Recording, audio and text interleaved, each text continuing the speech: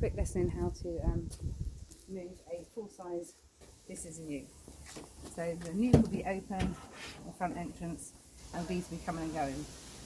What you want to do is wait till dusk and wait till most of the foragers are in the box, basically, because you want to move as many bees as you can and not leave bees kicking about the site. What you need to do if you've got a nucleus is it has got ventilation at the bottom, which is amazing. It's great, so the bees can fan to keep themselves cool.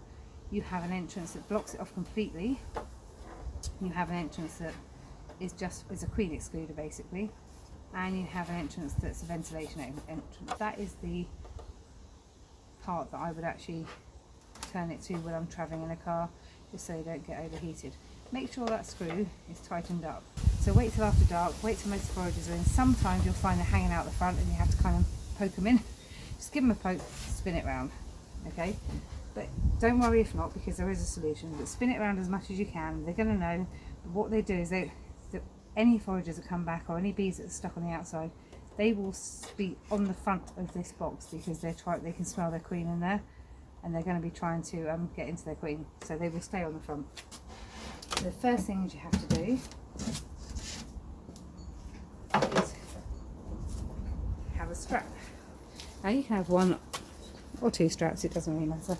You can strap it going that way, or you can strap it how I like to do it. I tend to do it like this anyway. I don't tend to use two straps unless it's very heavy hive. Now if I'm moving a double brood, commercial, or a hive with a super on top, I would 100% I would strap it both ways because it's a heavy hive. And then, most importantly, make sure you tie your strap up so you don't trip over it. You don't want to be falling over with a load of bees in a box, that is for certain. So once you've got your swarm or your nucleus strapped down, or your hive strapped down, the bees, there may still be bees kicking around on the front and being around. That's fine, because what you're going to do is nice sheet. I tend to use white sheet, so I use this sheet for picking up swarms and dropping them out of trees, so it's easy to see the queen on it and easy to see the bees on it and stuff. So I use the white sheet, and then with two people, or if you've got one person, you lift the hive, you lift the nucleus or hive into the middle of the sheet. This is important because you want to take one corner from one side, you put it over, so you make a diamond shape like a little envelope. It's a big hive, you still want to take it across. A big hive is kind of easy with this kind of side sheet, it's a big side sheet. But then you want to knot it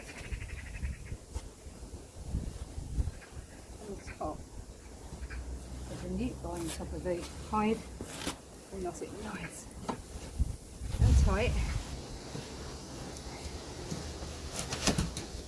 There's a double knot. You can, the hive allows you to do that.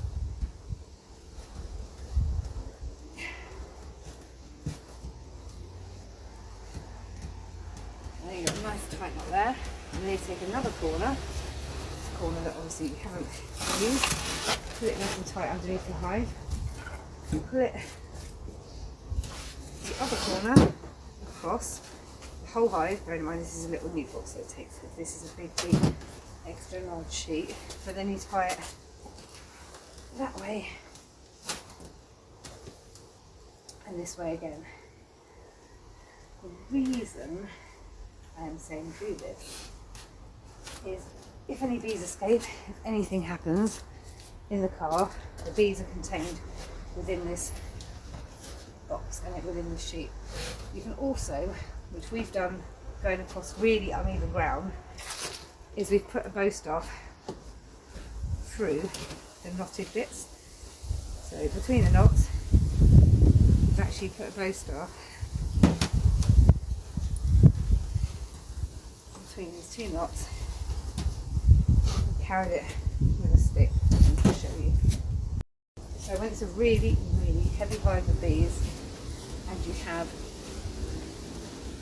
a long way to go across uneven ground, this is how we found. Well, Me and my husband found this is the best way to do it. You might have other ways of doing it, but he picks up one side, I pick up the other, and we can walk across an even ground with very little bouncing around. It's just easier than trying with a trolley because they get bounced around quite a lot or anything like that. So we've just found this is easier to go up and down things, and obviously this is a NUC box, so quite honestly, even when it's completely full, this box is very heavy, but you can pick it up by the hands on the inside and you can take it to your destination. It's a big hive. You want like a scaffolding pole. If you've got a NUC, you can just lift up the box without any problems whatsoever. They're not going to escape, they're not going to go anywhere. Any flying bees are caught in the front anyway. And then when you get to site, what I tend to do is move bees actually late at night. You could lock them up late at night and then move them very early in the morning, like 5 o'clock in the morning or something like that. You could do that. I don't like doing that because I feel they might get a bit overheated and stressed out from being locked in the hive all night because they can't fan cool down, although they have the ventilation underneath. I'd rather do it late at night personally. You know, a lot of people move bees in the morning.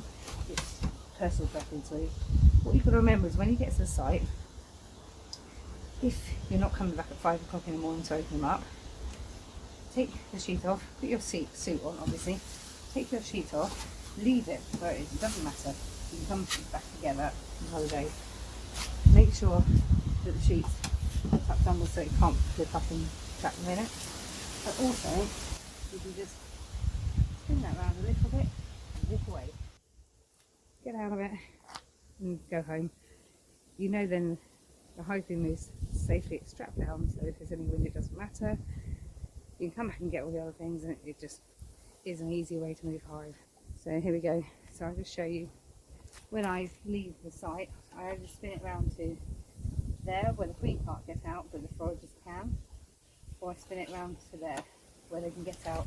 Just make sure that sheet is tucked under the front so it doesn't flip up and trap them in. But 100% it's the best way I've found to move a hive. It might not be the way to move a hive, but that's how I find it works best.